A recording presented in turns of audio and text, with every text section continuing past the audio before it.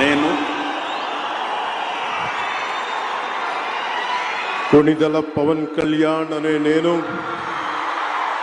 శాసనం ద్వారా నిర్మితమైన భారత రాజ్యాంగం పట్ల నిజమైన విశ్వాసం విధేయత చూపుతానని,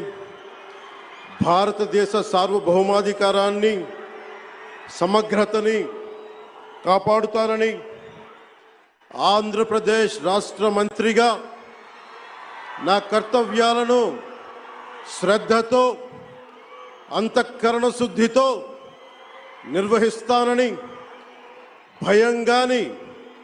పక్షపాతం గాని రాగద్వేషాలు గాని లేకుండా రాజ్యాంగాన్ని శాసనాలని అనుసరించి ప్రజలందరికీ న్యాయం చేకూరుస్తానని